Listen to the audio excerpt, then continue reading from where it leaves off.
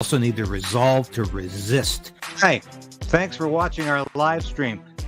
I'm the host, David KRAYDEN. I'll be back in about 10 minutes with the show. In the meantime, have a look at some of these clips and take the opportunity, please, to like this broadcast, ring the bell, or subscribe.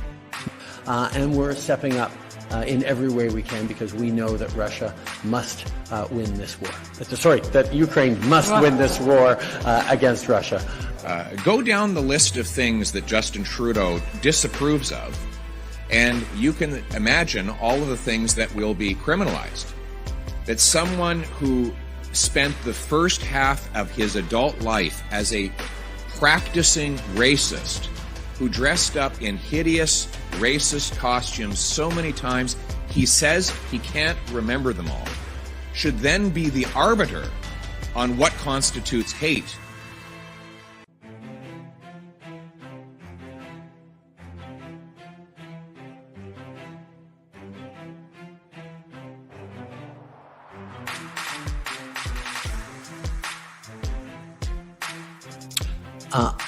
I did not call people who were unvaccinated names. The Prime Minister lied and his minions continue to lie about you for everything you did. Thank you to put your life on the line for us. You're one of the greatest women I ever met in my life. A lot of people would say that you're simply taking a page out of the Donald Trump book. Like which people would say that? Well, I'm sure a great many Canadians, but... Like who? I don't know who, but... We feel, because you all will have implants, and we measure your brain waves, and I can immediately tell you how the people react, or I can feel how the people react to your answers. Oh, no, Mr. Bond. I expect you to be chipped. I'm a liberal and a proud socialist, Mr. Speaker. This is a Manchurian candidate. For people who don't understand the expression, I'm not talking about the movie. I'm referring to somebody who can be used as a useful idiot by another country to come out and spout these things off. He is a Marxist. End your silence. Speak up. For God's sake, stop complying. Start rebelling. They're out to get you if you do not resist. But in mercy's sake alive, looks like we got us a convoy. Canadian country singer Paul Brandt here. I've been listening with my wife and 2 kids, and we want to say thank you for all you're doing in defense of civil liberties and freedom. I'll ask the question I posed to you at the start of my round. Will you apologize on behalf of the government for this outrageous invite? And stand by the invitation. Of course, what I said in my initial. You have no shame. What? Oh my heavens! There is nothing they fear like the crystal clear sound of someone somewhere telling the truth. So it will be a world integrating the physical, biological, and the digital dimensions. So it will be a new world. Stop giving them the benefit of the doubt. Because I can tell you, you cannot comply your way out of a tyranny. Out of war, a few people make huge fortunes. I would say it's plain to see that the racket has been going from strength to strength ever since. In his farewell address to the American people in 1961, outgoing President and old soldier Dwight D. Eisenhower warned about the threat posed by what he was already able to identify as the military-industrial complex. These are all small countries today. They're much like the Greek city-states in the age of the Roman Empire. We're a sort of declining Rome at this point. I hope Americans will figure that out and act against it, but we're a declining Rome. The European states are like the little Greek city-states that were entirely dependent upon Roman military power to save them from the Macedonians. This whole business is a sham. NATO is probably not going to survive.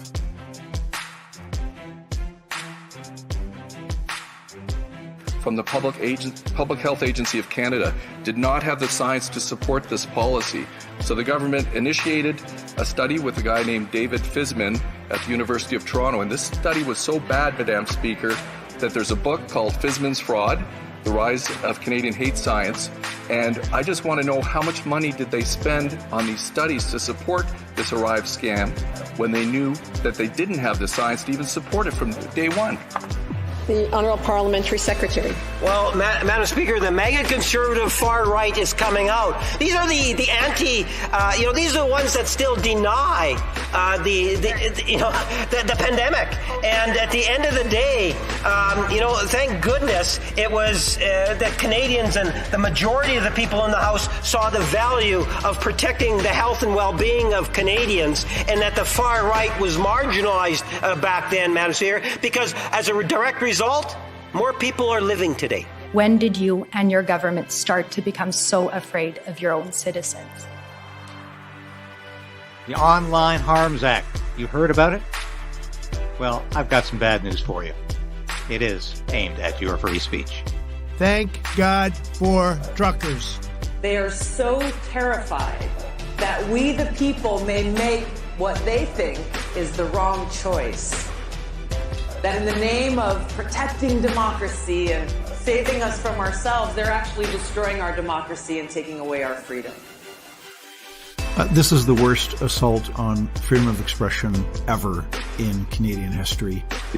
Donc le but, c'était de faire une pression économique, empêcher de faire. So the goal was to put economic pressure on these people to stop them from buying groceries, paying into their health insurance, and get them out of the streets. Not the characterization that I would put on it. The objective was to ensure that those who were funding the continued illegal blockade of this and other cities were no longer able to do so. Okay. Donc, vous n'avez pas répondu à ma question. So you didn't answer my first question. In which other democratic country is it possible to do that? Democratically passed legislation in this country pursuant to the Emergencies Act in Canada. Okay, donc vous avez fait le droit là. Vous vous êtes inspiré de la Corée du Nord? So what, were you inspired by North Korea for this? No. I'm not going to respond to that type of question, Madam Chair. No, mais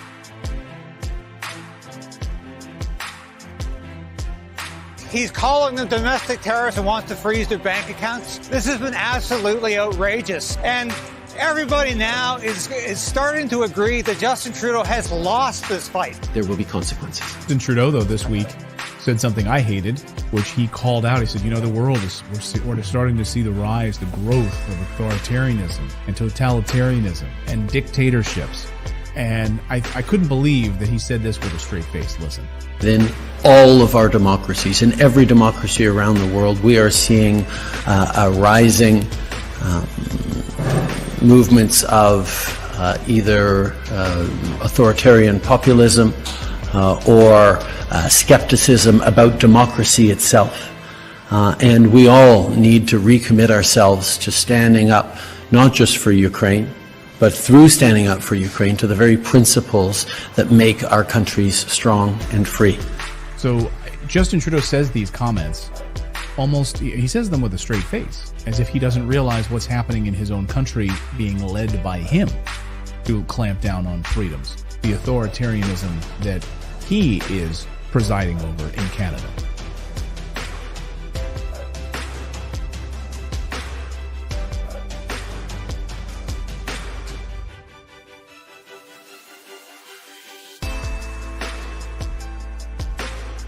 Biden mourned Navalny's death.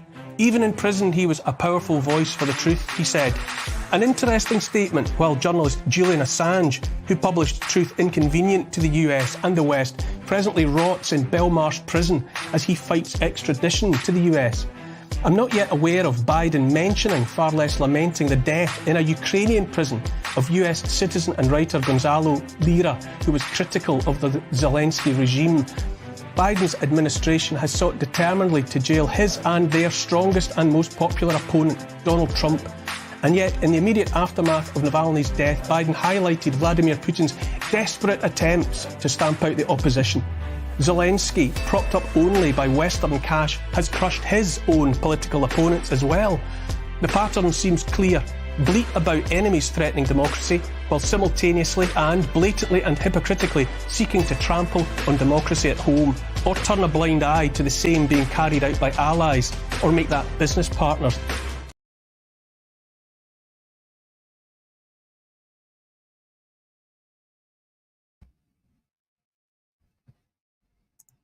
Welcome to Stand on Guard. Looks like we got things in order today. Thanks for joining me. It's been a heck of a week, hasn't it? But the budget just not washing with either the left or the right, whatever those distinctions mean anymore. Perhaps we should say with the truthful and the untruthful, with the totalitarian and the democratic. I don't know anymore because the traditional political paradigm simply doesn't apply anymore. Glad you're watching today, though. I encourage you to watch my interview with Kamal El-Sheikh. He's that individual who organized the million-person march last September. We talked yesterday and we both agreed it's time to focus on what's important in this country, to get the faith together, to get Christians, Jews, and Muslims working together against Trudeau, against gender ideology, and against things like Pride season.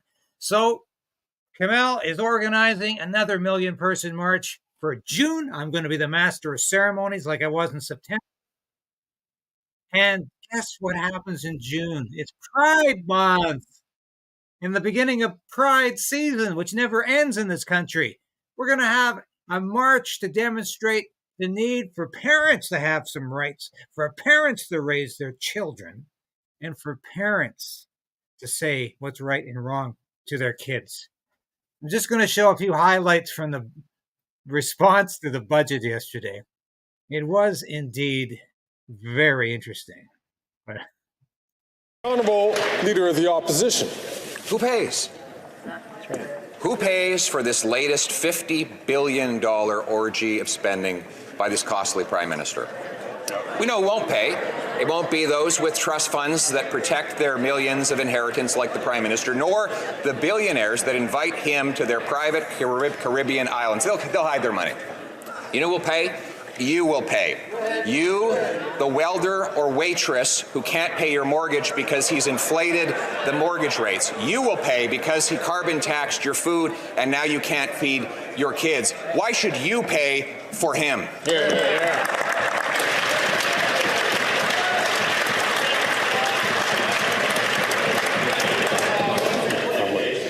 My comment still applies.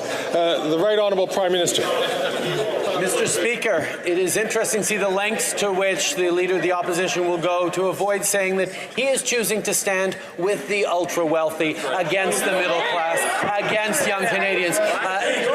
When we first got elected and raised taxes on the wealthiest 1% to lower them for the middle class, the Conservative Party and that leader voted against it.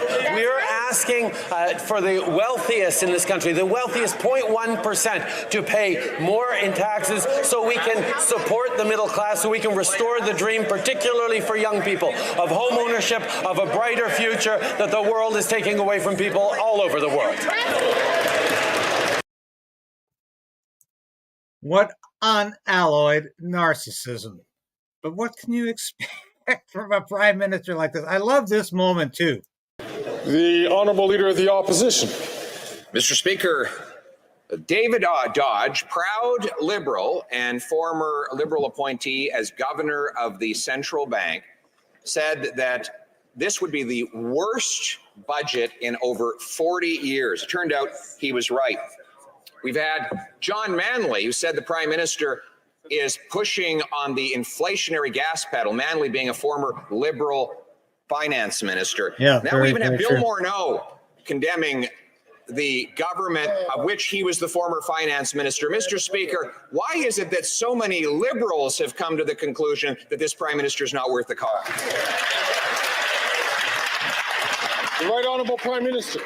Mr. Speaker, there are people like the Conservative Party of Canada that are going to choose to stand with the ultra-wealthy and not stand with young people who need better supports as we ensure more housing, more investments, more opportunities for them to succeed in an economy that is increasingly tilted towards the ultra-wealthy, away from young people and the middle class. That's why we're going to continue to step up and put money in the pockets of Canadians who need it by asking the wealthiest to pay a little bit more, something the Conservatives will continue to stand against because they stand with the ultra-wealthy.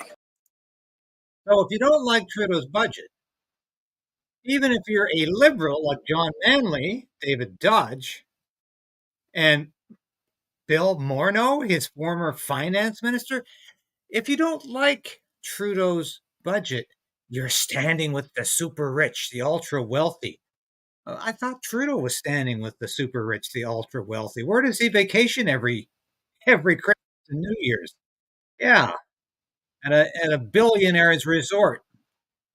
This is just a farce, of course. This budget is not going to help the middle class. And if you think the super rich are people who have capital gains transactions above 250,000, think again. This is going to affect people who sell their cottages. But once again, this is a pathetic example of how Trudeau distorts the truth. And it's identity politics again. This time, it's not so much race as it's age. Yes. He's pretending he's putting all of his eggs now in the Gen Z or Gen X, whatever you want to call it, basket at the expense of everybody else. I'm just listening with one ear to the question period. We don't want to miss the beginning. No. I hope you saw my little piece on Redacted yesterday. I know you all watch Redacted. More people who come up to me on the street say, I saw you on Redacted than my own show. But I had a chance to talk about the federal budget there, of course, and to illustrate how ridiculous the Canada Strong and Free conference has become when Boris Johnson is a guest of honor, where he can put his pathetic decrepitude on view, full view, for everyone to see.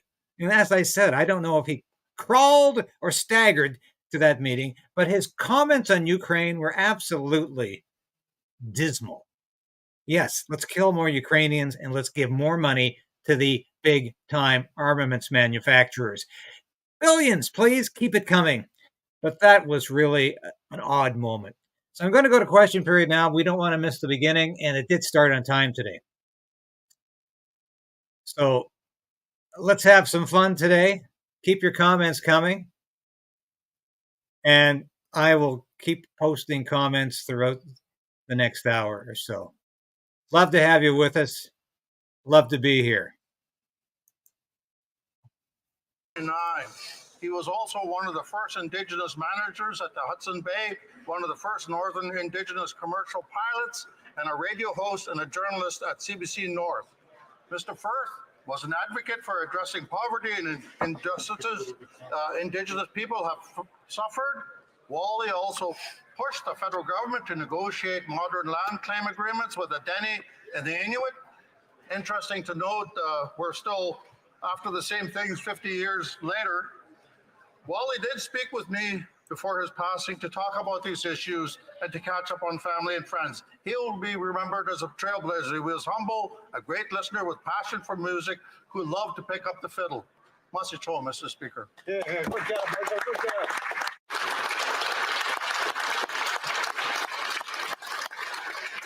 All questions, O'Hara, the honourable member from Thornhill.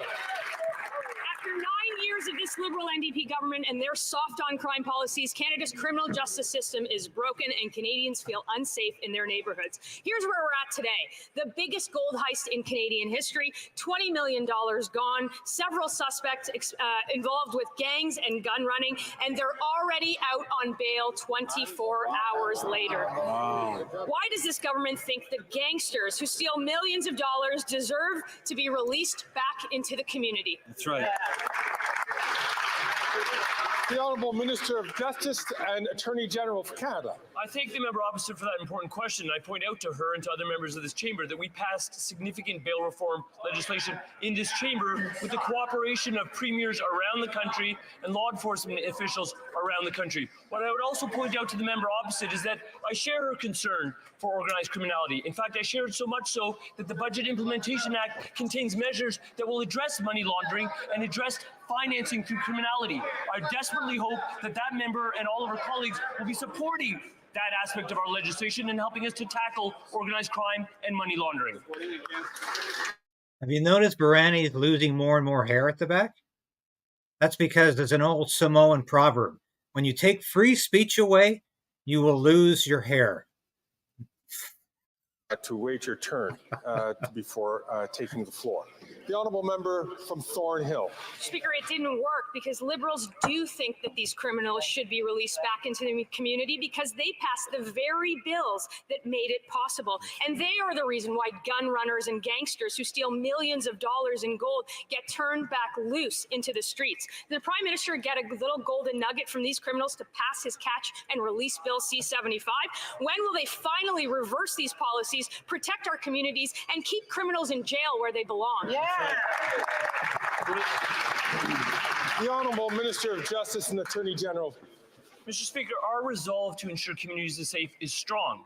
What we did in the past 18 months is we've enacted legislation that addresses the acute causes of crime. What we've done in the past 18 months is ensure that the bail reform system deals with violent, serious offenders, and we had the support of law enforcement right around this country.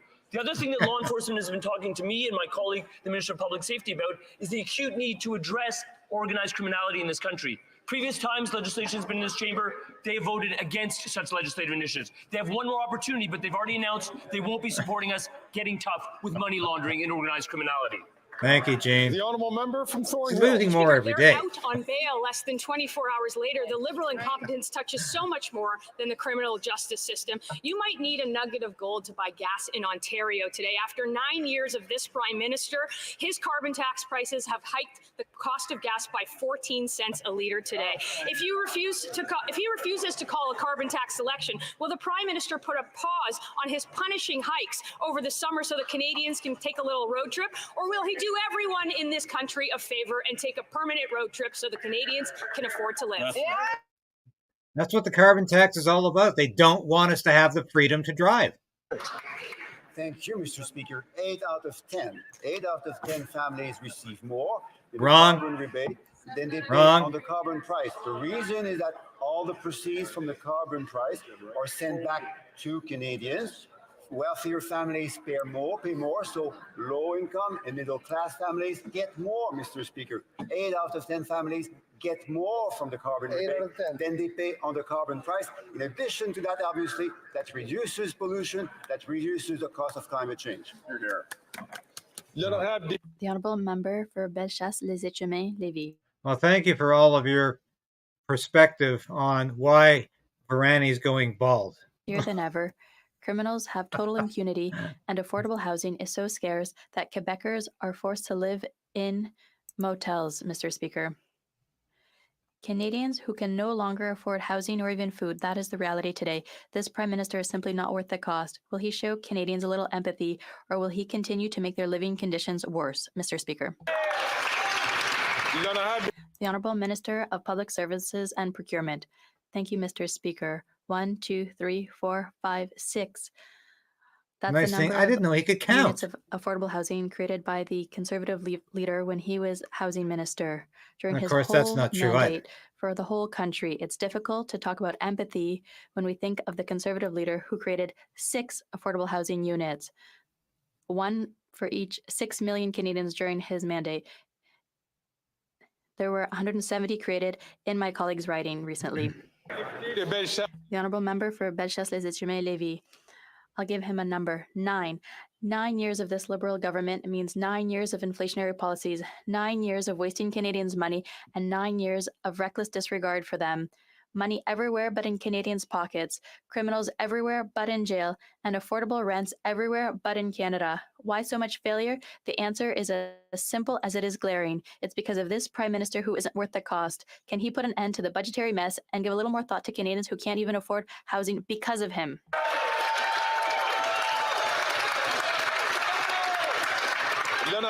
The Honourable Minister of Public Services and Procurement. Thank you, Mr. Speaker. My colleague is talking about affordable housing.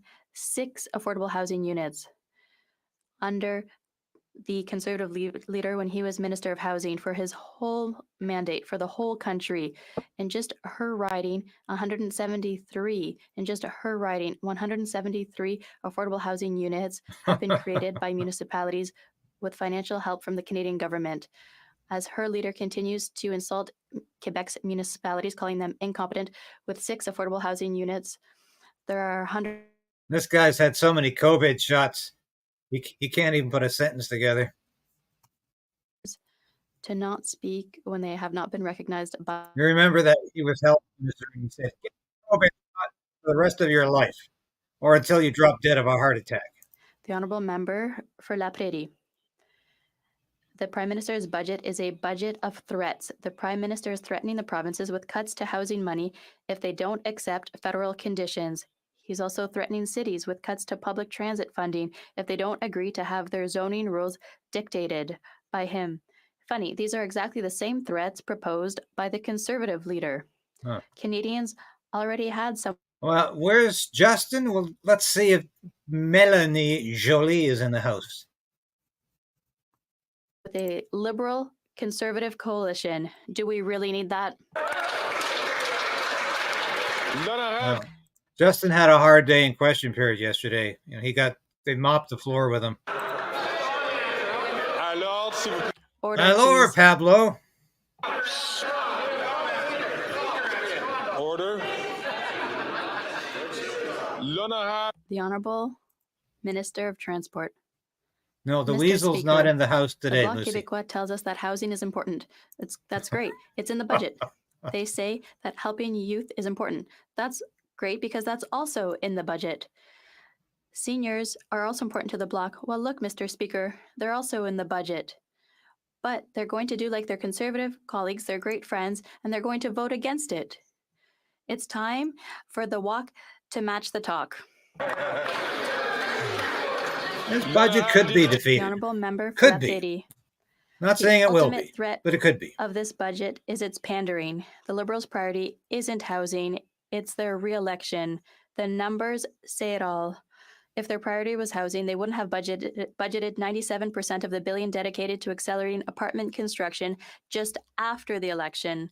Nor would they have budgeted 91% of the new housing infrastructure fund only after the election. If their priority was housing, they'd be delivering the money now, not after the election. If this isn't their way of saying vote Liberal or you won't get a penny, what is? The Honourable Minister of Public Services and Procurement. Thank you, Mr. Speaker. Our colleague is quite right. It's not after, it's now that it's happening. 8,000 housing units in Quebec have been built because of the exceptional partnership between the Government of Canada and the Government of Quebec. 8,000 affordable housing units is the highest number of affordable housing units built in the history of Quebec because of the extraordinary collaboration between the Government of Canada and the Government of Quebec. The only problem, Mr. Speaker, is that that is bad news. The question is, Bloc how many Québécois. drinks can he remember having this morning? The Honourable Member for Rosemont-La Petite Patrie. Mr. Speaker, the Liberals don't have the courage to take away the big gifts given to big business by the Conservatives. But cutting 5,000 positions in the public service, they don't mind doing that. Fewer public servants means Good. fewer public services. Like the You believe there's morons complaining about anyone being fired from the public service when Trudeau's hired more public service employees than any other prime minister in history? Incredible. public services by getting rid of subcontractors that cost What a an waste arm of and a leg space. and don't do the job. The so-called critics are a waste of space. President of the Treasury Board. Mr. Speaker, No. we continue to be responsible in the public service, Irresponsible. especially with procurement, and also with the public sector. The 2024 budget mentions that there will be natural attrition in the public service. We continue to hold consultations with the public service, with unions, because Less we government, know the better. that the public service is here for us, and we continue to be here for them. Less Thank you. cabinet ministers like this, the better. Vancouver, Kingsway. Mr. Speaker, documents reveal that this government doesn't track job creation from the billions in subsidies they give to corporations. So while Canadians struggle to pay rent and buy groceries, the Liberals, like the Conservatives before them, are shoveling billions of dollars each year to big business. Don't with pretend no you're a strings critic. attached. You're propping It's up bad this enough government. that the Stop Liberals the don't make sham. corporations Stop pay the their fair charade. share. but handing them money without accountability I'm sorry, but is scandalous. I have Why no are the Liberals patience giving for these corporations dippers a who free pretend ride that they're at the critics of the expense government. of Canadians? Sucking up to this government, they're propping it up. Speaker, I am very glad that just the day after the budget, my colleagues give me the opportunity to talk about the great investments that we've been attracting in this country, Mr. Speaker. Just look, for example, Mr. Speaker, last year, Canada ranked third in the world and won per capita for attracting foreign investment. Just think about Nordvolt in Quebec, Mr. Speaker, the largest private investment in the province history. Just talk about Volkswagen, Mr. Speaker, in St. Thomas. This is going to change the whole region. We're creating jobs, we're creating prosperity. Electric cars nobody will buy. Generation. Think about Lies. Reserve, Mr. Speaker, was young. This is the investment we've seen from North Star is going to change. Mr. Speaker, we're going to fight. You can't handle the truth. They can't handle the truth. They don't know how to tell the truth. Remind members. How about liquid natural gas exports that Trudeau's cut off 3 concerned times? About the level of noise in here and speaking out of turn. Let us all restrain ourselves so we can hear the question and the answer to the question from the member from Foothills. After 9 years, Canadian farmers know this Prime Minister is not worth the cost. Over the last several weeks, I've received dozens of letters representing tens of thousands of farm families from right across this country. These are grain farmers, ranchers, mushroom growers, fruit and vegetable growers, provincial premiers, and agriculture ministers. They're unanimous. To ensure the sustainability of food production in Canada, they need the NDP Liberal Carbon Tax Coalition to reverse its 23% hike in the carbon tax and pass 234 in its original form. Will the Prime Minister ensure food and farming are affordable and pass 234 in its original form? The Honourable Minister for Agriculture and Agri-Food. Thank you very much, Mr. Speaker, and I appreciate the honourable colleague's question. But of course, in the budget, there's been good news, not only for Canadians, but farmers right across the country. Where's the good news? Example, enhancing the livestock tax deferral program, which is a big asset to when ranchers have a downturn with the climate, and also with the advance payment program is putting at $250,000. All these things and many more are so important to make sure that farmers and ranchers stay on the cutting edge. Thank you, Mr. Speaker. The Honourable Member from Foothills. I'm not sure that it's good news when after 9 years of this Prime Minister, demand on food banks is at a record high, and more Canadians can't afford to feed their families. In Prince Edward Island, the Caring Cupboard Food Bank is struggling just to keep its doors open as demand is up 70%. Wow. These are the Agriculture Minister's own constituents. And what is his response? Increase the carbon tax by 23%, driving food costs even higher. Why will this Prime Minister not ensure that farming and food is more affordable and pass Bill C-234 in its original form? The Honourable Minister for Agriculture and Agri-Food. Macaulay is Thank you very much, Mr. Speaker. absolutely I'm kind of surprised to get this question. beyond hope. And then my colleague who was so interested in agriculture. Quite simply, when they were in power, they slashed $500 million from agriculture and agri-food. Right. They slashed $200 million from the business risk management program. All of these things are so important when agriculture has a downturn. We have reinstated the funds and will continue to support our farmers and ranchers right across the country. You can't handle the truth. The Honourable Member from Barrie Innisfil. People in Ontario went into full panic mode last night, lining up to fill up because gas was going up to $1.80 a litre, the highest it's been in 2 years. 18 cents in every litre of gas is because of this NDP Liberal Prime Minister's carbon tax. And by the time the costly coalition is done, the carbon tax will quadruple, rising 61 cents a litre. After 9 years and an extra $10 to fill up overnight, the Prime Minister is not worth the cost. How about cancelling the carbon tax on gas this summer so Canadians can at least enjoy that time-honoured tradition of a road trip? They don't want us going on road trips. That's what it's population control. Secretary. Mr. Speaker, when the Conservatives blame the cost of living crisis on carbon pricing and proven emissions reduction strategies, they're only serving the greedy corporate interest of billionaire grocery and oil and gas executives.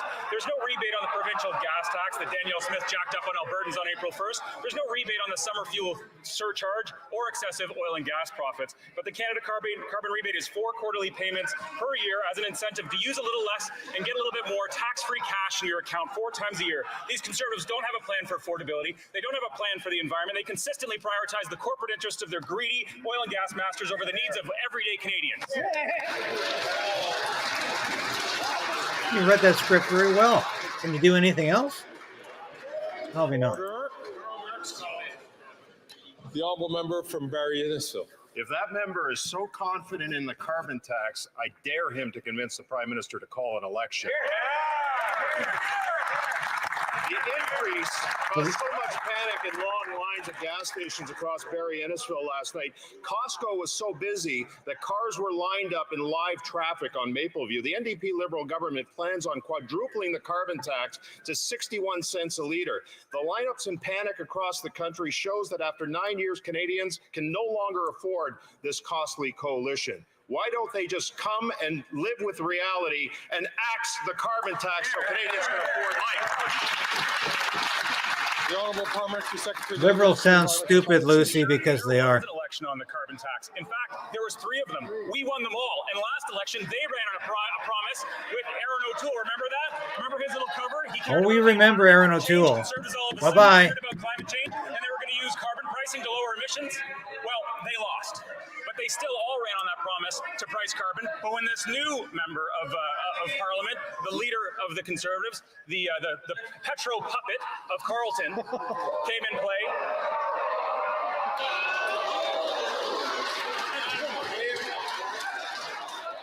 Does that guy have a point to make anywhere? No.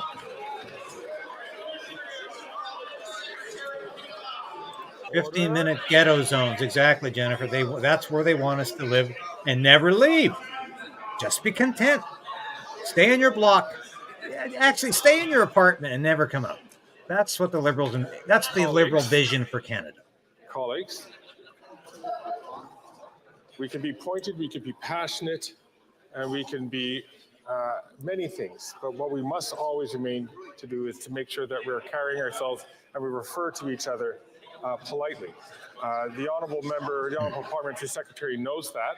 I'm going to ask him just to withdraw that part of his statement, and then he has 5 seconds. What did the moron say? Thank you, Mr. Speaker. These Conservatives can dish it out, but they ran on carbon pricing, and they've got no integrity for fighting it at this stage. And you haven't got an ounce of integrity, and you've got even less intelligence between your 2 ears. The man's an atrocity. I did ask the honourable parliamentary secretary just to withdraw that part of his statement so that we could stay on the right side of being polite.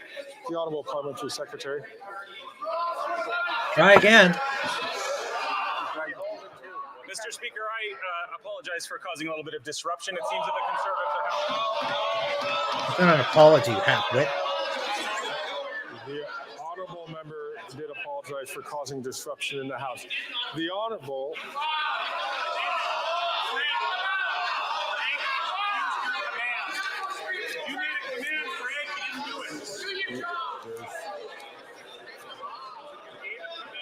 You're watching Canada descend into hell. And they're being pushed there. We are being pushed there by a bunch of fanatical environmental extremists who occupy the Liberal Party of Canada. And this is our lot. So I see that a very respected member is up on her feet as she knows that there is no points of order during question period. However, I would suggest that she raises this after question period, and we'll deal with it then. The honourable member from Hastings, Lennox and Addington.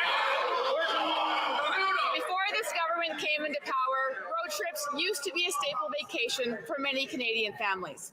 Gas prices in Ontario skyrocketed overnight, pushing $1.80. This is the highest price in 2 years. Crap. The Liberal NDP Prime Minister's carbon tax is now at 18 cents a litre of gas, and when he quadruples the carbon tax, it will shoot up even higher. After 9 years, Canadians are convinced this Prime Minister is not worth the cost. Mr. Speaker, will the Prime Minister cancel the carbon tax on gas this summer so Canadians can afford a family vacation? Of course not. It's the principle of the matter. We have to suffer. Thank you, Mr. Speaker. Let's bring some sanity and not fact cue ball. into this conversation. Dan McTeague, who is the president of the advocacy group Canadians for Affordable Energy, said in past years the switch over to summer blend fuel typically results in an increase in fuel of about 6 to 10 cents per liter. In warmer weather, refiners are required to make this change so that the fuel is more stable. There's good news, Mr. Speaker. Prices will come down about 5 cents by Friday, by September even lower. This has nothing to do with the price on pollution and everything to do with theatrics by the Conservatives. And the carbon tax has nothing to do with any tax on pollution, cue ball. The honourable member. The honourable member from Hastings, Lennox and Addington. Thank you, Mr. Speaker. Completely out of touch. There's debt, chaos, hardship, and stress hitting Canadians, and it is the policies of this Liberal NDP government that have directly contributed to the pain they are feeling. The reality is the family budget has shrunk, and family vacations are a thing of the past for many. $1.80 for gas this morning. Mr. Speaker, will the Prime Minister cancel the carbon tax and take a permanent vacation so Canadians can afford a small summer road trip? Are you kidding? The Honourable Minister for Employment and Workforce Development. We go through this every year. We change from winter blend to summer blend, and we're required to do so that the fuel stays stable in our vehicles. Mr. Speaker, here's what else Dan McTeague had to say. The most important ingredient in fuel is alkalites, and alkalites are extremely expensive right now. Mr. McTeague said the good news is there will be a 5 cents a litre drop at the pumps by this Friday. We're fighting climate change. This has nothing to do with it.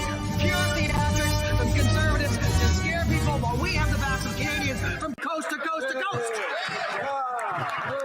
I hope you all enjoyed that.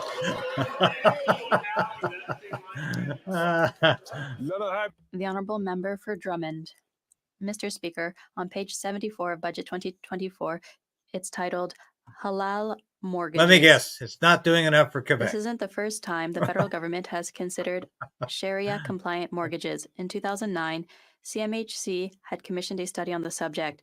The reaction of the Muslim Canadian Congress at the time had been clear. I quote its founder, Tarek Fatah, "This, halal mortgages, targets vulnerable and marginalized Muslims who are told that if they do business with non-Muslims, they will go to hell."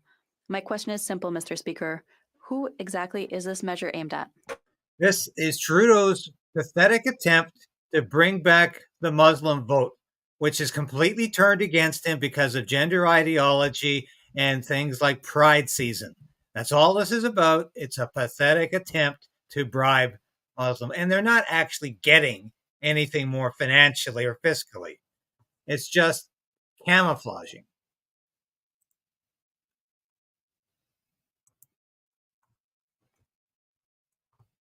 Canada is a secular country. We care about secularism too. We're Quebecers. They just want to pick a fight. You know the drill, Mr. Speaker.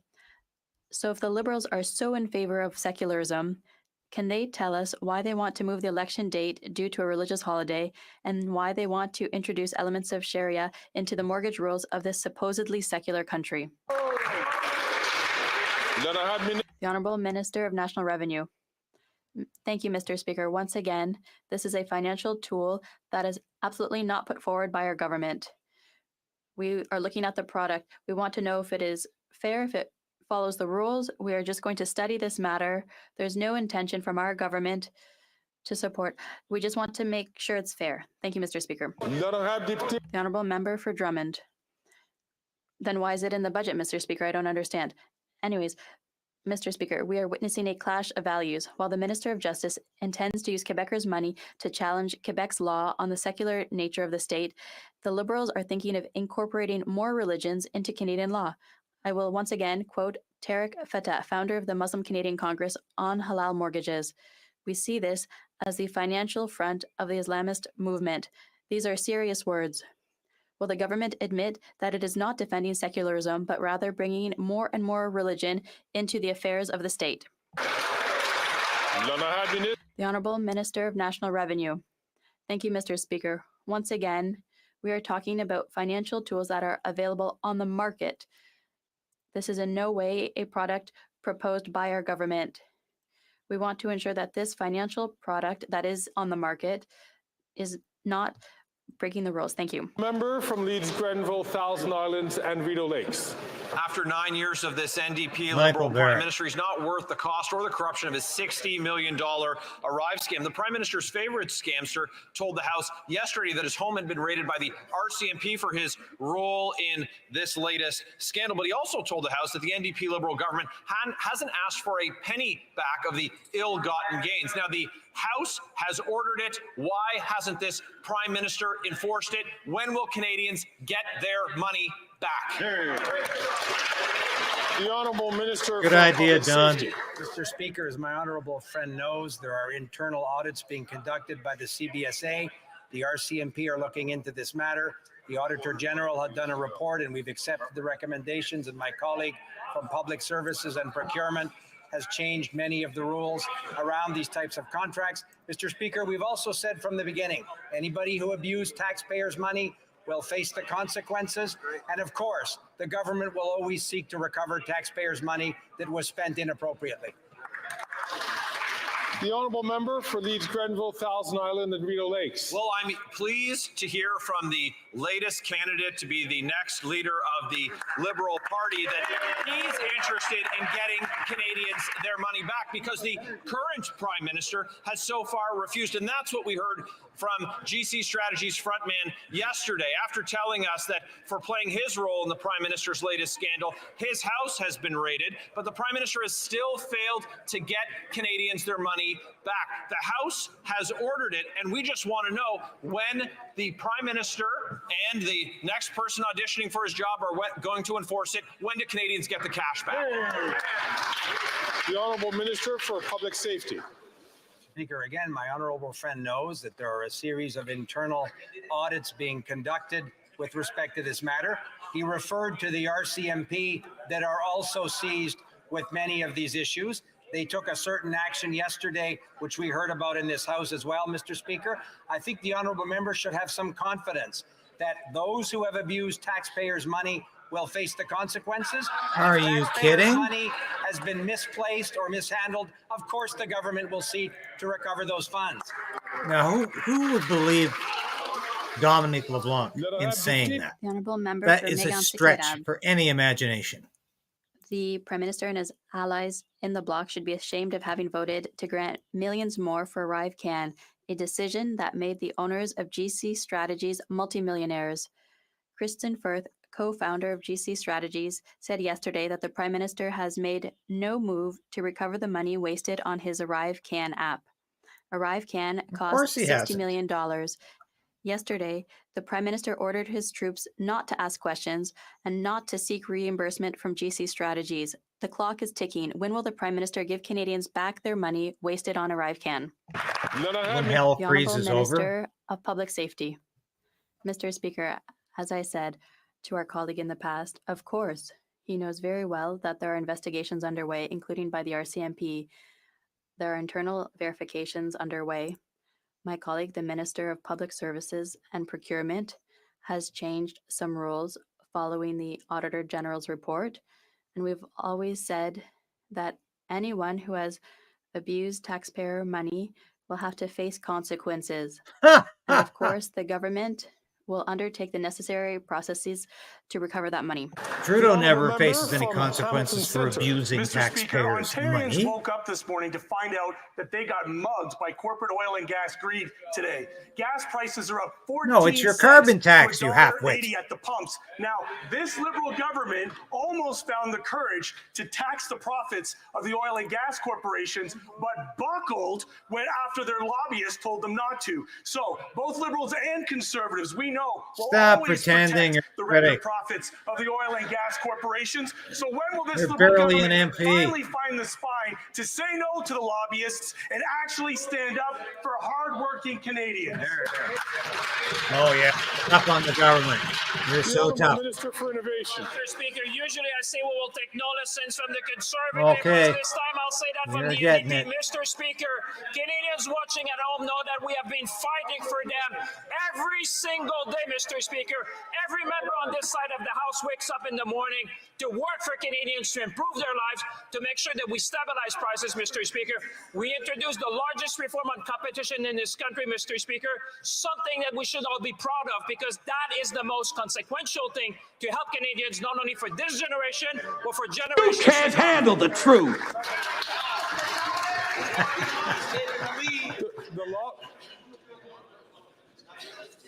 The honourable member from Ladysmith, Nanaimo Ladysmith.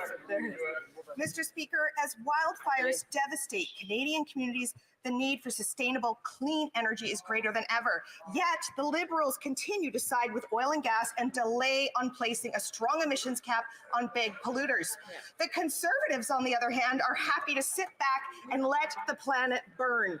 New Democrats know that immediate action is needed to tackle the climate crisis. Why do the Liberals keep caving to big oil and refuse to enforce an emissions cap to save our kids' future? Hear, hear. The Honourable Minister for Employment and Workforce Development. Mr. Speaker, I would invite the New Democrat caucus and their leader to find the courage of their own convictions and come back to supporting us on a price on pollution. We are staying in the lane on fighting carbon, on fighting pricing on pollution each and every day. We're going to make sure that we have a planet that will be here for our kids and our grandkids. We will have a price on pollution. 8 out of 10 Canadians will get more money back. That's what we've set to do. We've run 3 elections on it. We're going to keep doing that, Mr. Speaker. We're going to defend Canadians. We're going to defend the planet. We're going to do it in a way that makes Canadians better off.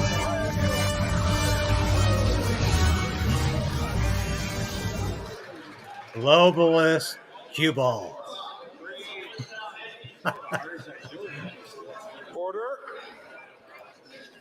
The honourable member from Guelph. Thank you, Mr. Speaker. As the chair of the Science and Research Committee and the member for Guelph, I'm really excited about the investments in science in the recent budget. Researchers and scientists across Canada have a vital role in developing innovation and knowledge. Can the Minister of Innovation, Science and Industry highlight the important investments our government is making in our science and research space that will support students and generations of researchers to come? Tough question. Here's a nice, that's a nice softball question. Thank you. Speaker, I'd like to first thank my colleague for his leadership on research and science. Mr. Speaker, our budget has shown that we have vision and ambition for science and research in this country, Mr. Speaker, because on this side of the aisle, we know that the science of today is the economy of tomorrow. We have announced historic investment in infrastructure because we want to make sure that we would have state-of-the-art facilities for our researchers in this country. But more importantly, Mr. Speaker, we have made an historic investment in grants to support our researcher, our young students, and the next generation, Mr. Speaker. With our investment, we know that science in this country will continue to make sure that we have prosperity for generations to come. You can't handle the truth. The honourable member from Calgary, Midnapore. Yesterday, Christian Firth of GC Strategies confirmed his home was raided by the RCMP. GC Strategies proposed a contract to the Deputy Prime Minister's former Chief of Staff and current Liberal campaign director, Jeremy Broadhurst. Wow. This contract led to Tuesday's raid on Christian Firth's home. So can the Deputy Prime Minister confirm her communication on a contract proposal that led to an RCMP raid yesterday? Yeah. I bet you he's going to be the fall guy for the ArriveCan. Public services and the RCMP got authorization to do it. Our colleague from Public Safety has made clear repeatedly in the last few minutes, this is a matter under investigation, both internally and by the RCMP. It would be totally inappropriate for politicians anywhere in this house to try to pretend that it would be better than those partners and the RCMP to do that type of work. It must be time for another jab, eh, Minister? The honourable member from Calgary, Midnapore. Mr. Speaker, I'll tell you what's inappropriate. The ArriveCan app is under RCMP investigation, but we now know that there are 2 RCMP investigations connected to GC Strategies. The raid on Christian Firth's house 2 days ago raises more concerns about both contracts, one that we now know has a connection to the Deputy Prime Minister's office. After 9 years, GC Strategies has been paid more than $100 million by this Liberal government. So will the Deputy Prime Minister cooperate with the RCMP investigation? The Honourable Minister for Public Works, Public Services and Procurement. Merci, Monsieur le Président. J'ai déjà... Thank you, Mr. Speaker. I've already answered the question in English, so I'll do so in French as well. Indeed, we know that internal inquiries are taking place on this matter, and in the AG report, we now know that significant measures were brought into place and have been brought into place after the report. It would also be completely inappropriate for politicians in this House to think that they can do better than these organizations, especially the RCMP. A member from Sherwood Park, Fort Saskatchewan. The Prime Minister's Arrive scam led to unprecedented testimony before this House of Commons, which the Liberal House Leader tried to shut down. And no wonder, this scam, which the NDP and Liberals voted for, cost taxpayers at least $60 million. Parliament ordered the government to pay the money back, but Liberals have not even asked for it to be returned. Now the RCMP have come knocking. After 9 years, this Prime Minister is not worth the cost, the corruption, or the crime. Will the Prime Minister finally follow the direction of Parliament and get back the Arrive scam cash?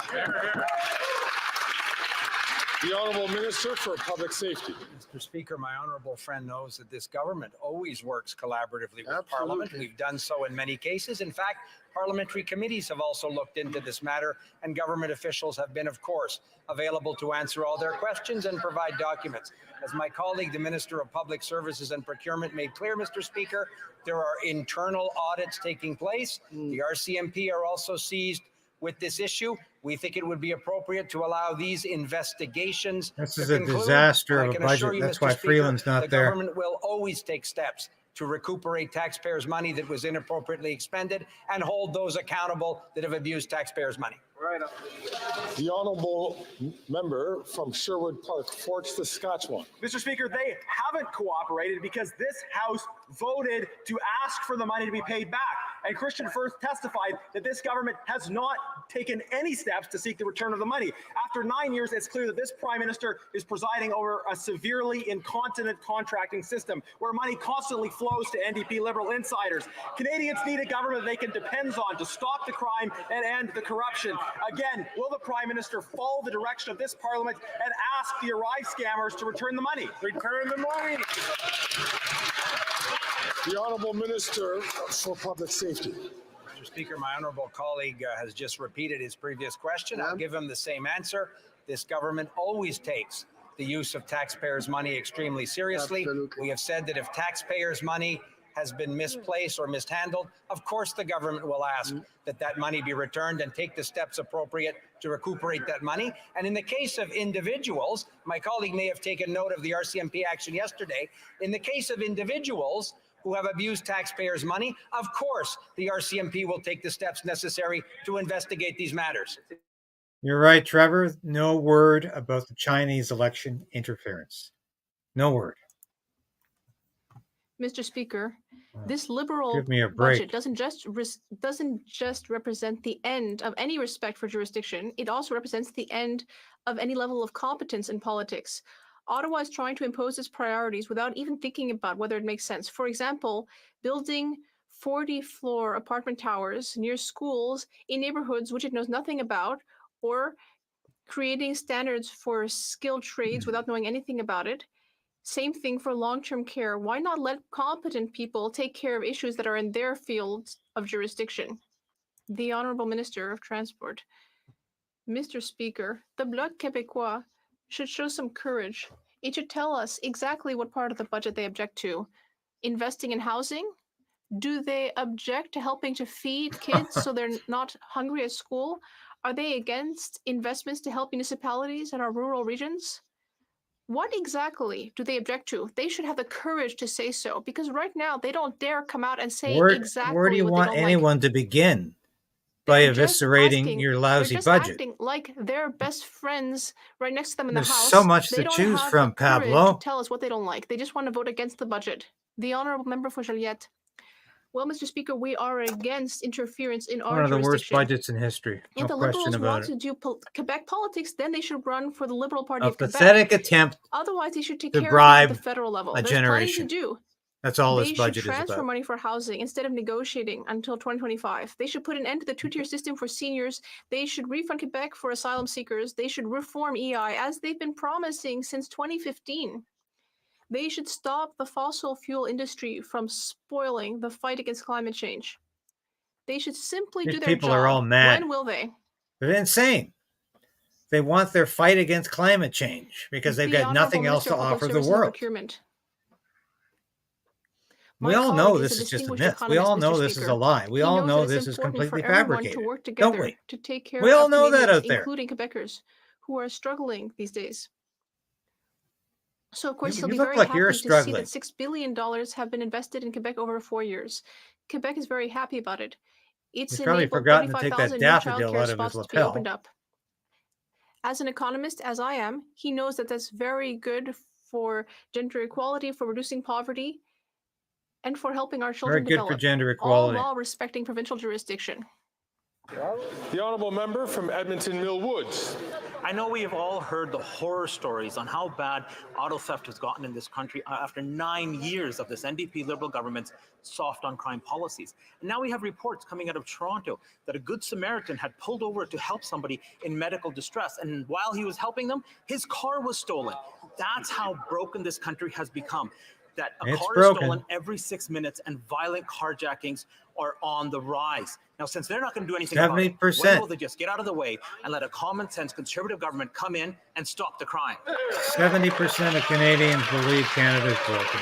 The honourable minister for public safety. Yes. Mr. Speaker, my honourable friend knows that this government takes that very worrisome rise Absolutely. in criminality very seriously. No, I you had a very don't. good conversation Not last until your week with car my is stolen, counterpart in Dominic. Ontario, the Solicitor General. We agreed on a series of measures that Another we can hard night, continue right, to Oblong? do together with local police forces, the Ontario provincial police that are doing important work in this area, and of course the RCMP is always a partner with the Canadian Border Services Agency. partner with the around Trudeau government. Transnational organized crime. Mr. Speaker, we'll continue to do everything possible in collaboration with our partners to bring this worrisome trend down. What a pathetic response. You're not doing The Honourable anything Member for possible. Charlebourg-Saint-Charles. Joker. Mr. Speaker, we learned in the media that a Montreal police officer had to fire on an auto thief who was trying to run him over. These thieves are more and more reckless. They're not afraid of the justice system. That's why our leader has presented a common sense plan in order to increase sentences for auto thieves. Will the Prime Minister listen to this and crack down on auto theft? Yeah, I wonder why nobody's stealing electric vehicles. Eh? Oh, The Honourable Minister you lost of any more Justice. hair? There are two Verani, things I want to say, turn Mr. around. Speaker. First of all, as soon as C-75 came into this House, this very member voted against the bill, which would have increased sentences for auto theft. Now, here in the What budget, a hopeless Attorney General. What an excuse for a human we have being. unveiled an increase in sentences for auto What a theft. bad joke. What a But this bad member joke and his as a leader have cabinet already minister. said that they are against our budget and against our efforts to reduce auto theft. What a fail. Yes, the vault spot The is Honourable enlarging Member for every day. Charlebourg-Saint-Charles. No question about it. On the contrary, Mr. Speaker, The more he I think the lies. Minister of Justice has forgotten that because of C5 and C75, with its catch and release system, auto thieves and other criminals in Montreal have nothing to be afraid of. They know that they can operate with impunity. They'll just be set free right away. That's what we see with C75. Would the Minister of Justice or the PM answer the question? Will they increase sentences for auto thieves so that they actually have something to be scared of and so that they finally stop stealing cars in Montreal? I'm not scared of this government. The Honourable Minister of Justice and Attorney General. Unless Just you to want be to very speak your clear, mind.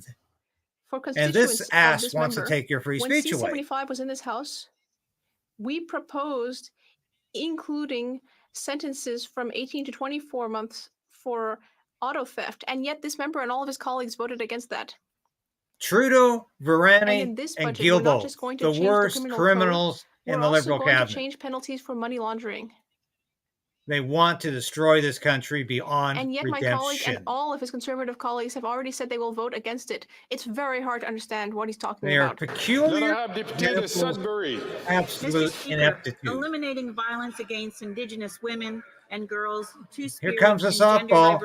They just handed her the green folder. Read this, calling for the Vivian. implementation of a red dress alert to notify the public when an Indigenous woman, girl, or two-spirit person goes missing. What the Can hell the is a Honourable two-spirit Minister of person? Crown Indigenous It's not even an Relations update the Indigenous House term. on how the You government don't is know what you're advancing talking these about. efforts. You're parroting your line.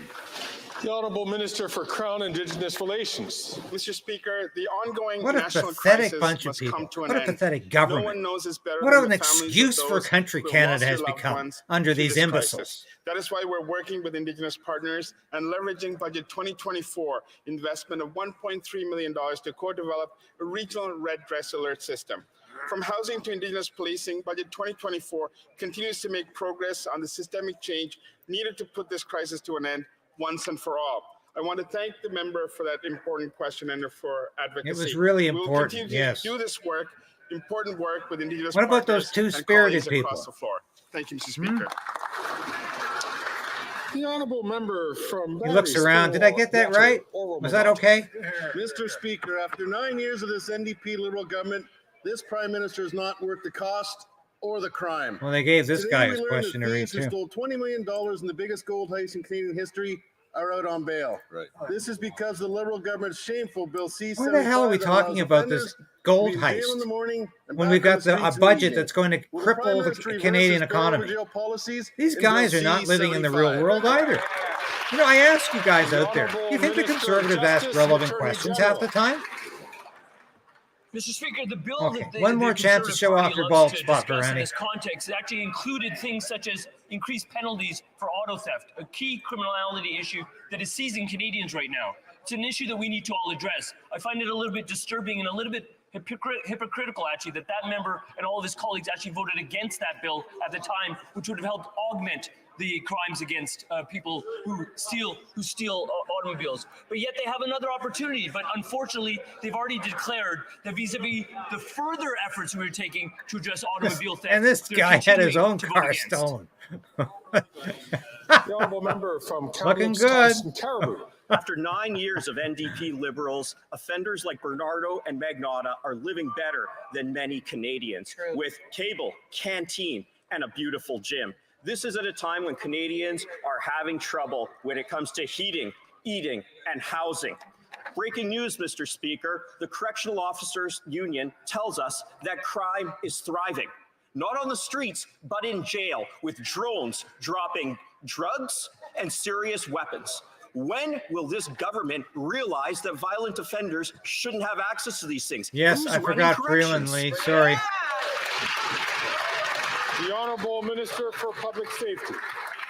Mr. Speaker, my honorable friend knows very well that the safety of the men and women who work in the correctional service is of paramount importance to the government. Nothing is of paramount importance to you except your own The career. administration at the Correctional Service of Canada often about what steps we can take to give them the technologies and the tools necessary to protect the people who work in our correctional system.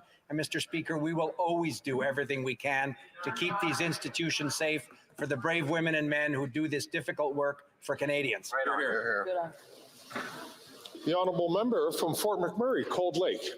Mr. Speaker, top BC police are sounding alarm bells that drug decriminalization, a dangerous and radical NDP Liberal experiment, has handcuffed their ability to keep our communities safe. Just Under this more- dangerous social experiment, drug use is legal in hospitals, playgrounds, parks, and beaches. Insane. The Deputy Chief of Vancouver Police said due to decriminalization, there is nothing they can do about it. Will the Prime Minister end his dangerous and deadly drug decriminalization No, they love this. They want Canada Yes inundated with or drugs. no? They want to see Canadians completely prostrate to drugs The Honourable Minister for Mental Health because and that Addiction. keeps us immobile. Mr. Speaker, what the member chooses to ignore or not an listen idiot. to when law enforcement also says is that They've been crystal clear. Fentanyl is driving the crisis, and too many Canadians are dying as a result of it. People are dying alone, Mr. Speaker, and they're only concerned about one thing. Yeah. I'll be meeting with my counterpart in BC and law enforcement partners to discuss how we can further work together to address diversion. But Mr. Speaker, diversion is illegal. The member knows that, and we expect law enforcement to do their job as well as the regulatory colleges and act swiftly to address it. We are working together, Mr. Speaker. Where are they? Fighting you, you half-witted MP. Conestoga. Thank you, Mr. Speaker. Small and medium-sized businesses are an integral part of Canada's economy. They employ about 65% of Canada's workers. Recognizing that small businesses deserve additional supports, it's important for us to make doing business more affordable for entrepreneurs. Earl, you're right. Small business. I think there's going to be a public revolt because this system is Conestoga failing us. Canada. The Honourable Minister for Small Businesses. Mr. Speaker, I thank my honourable colleague for that question.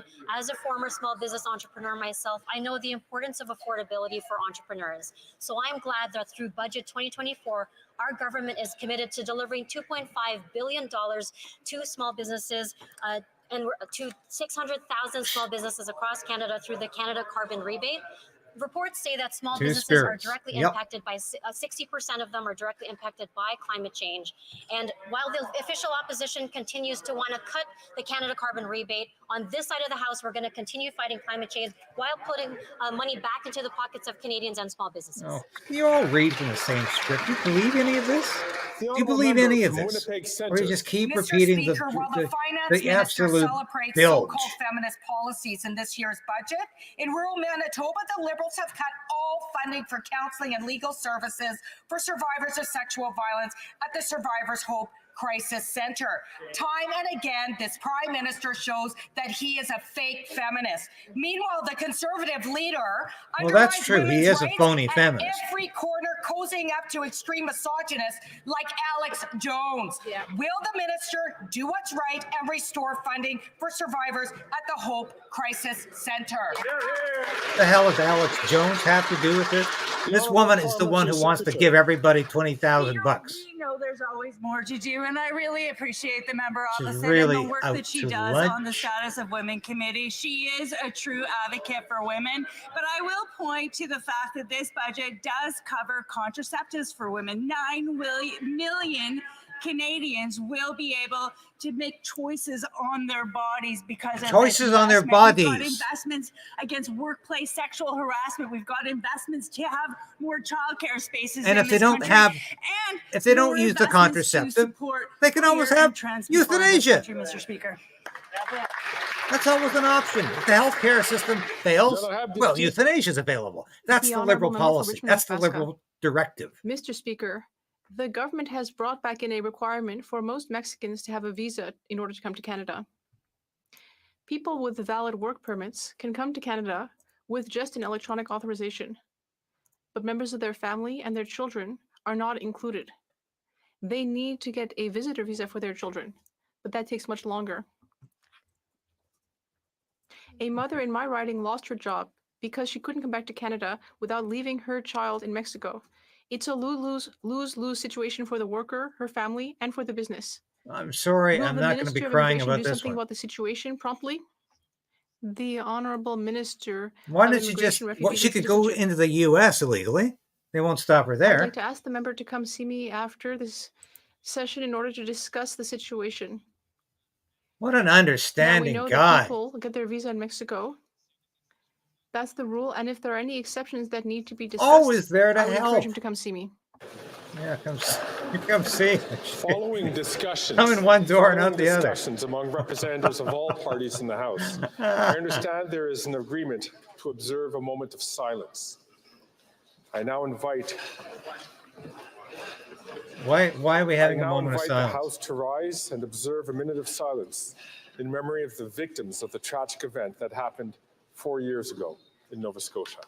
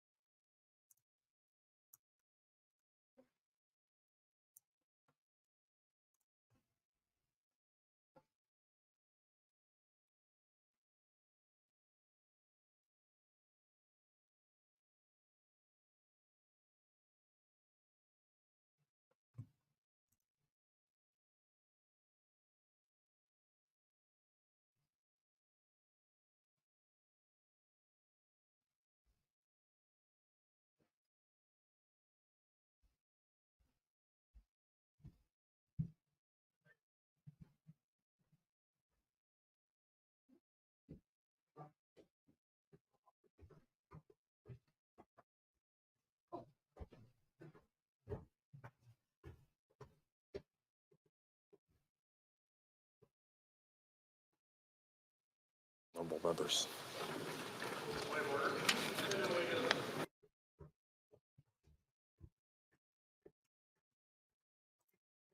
Well, thank you for watching today. I hope that was somewhat edifying. It's never encouraging at the best of times.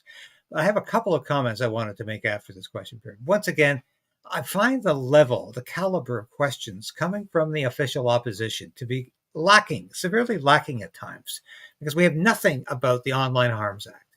Yes, it's months away, perhaps a year and a half away, but we need to fight that every week. It's the most serious threat to our free speech. And this quiver of arrows that Justin Trudeau continues to use against us all.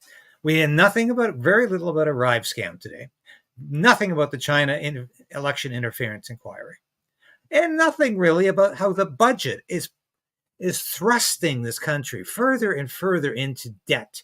$52.9 billion of new spending, $40 billion more added to the national debt, spending money on government housing that will probably never materialize, and if it does, will prove to be nothing but a tax burden on all of us. This budget had no plan. This budget had no objective other than to try to find some voting block, some electoral niche out there that would deliver some support for the Liberal Party and Justin Trudeau. He thinks that's going to be young people, Generation Z, Generation X or Y, whatever they are called. But once again, it's Justin Trudeau's identity politics at war with democracy. So none of this came up in question period today, and that's disappointing.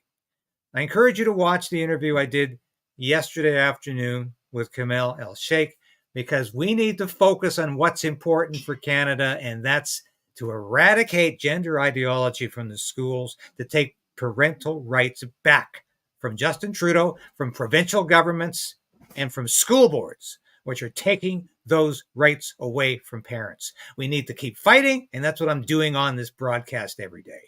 Thanks for watching today. I think I'll be back tomorrow with question period. If I have the time, I want to be here again. This is important. It can sometimes be arduous listening to these hacks and these clowns and these cutouts, but it's part of the media and the democratic process, and that's why I do it. It can be painful for me too. Thanks for watching. We'll be with you again soon.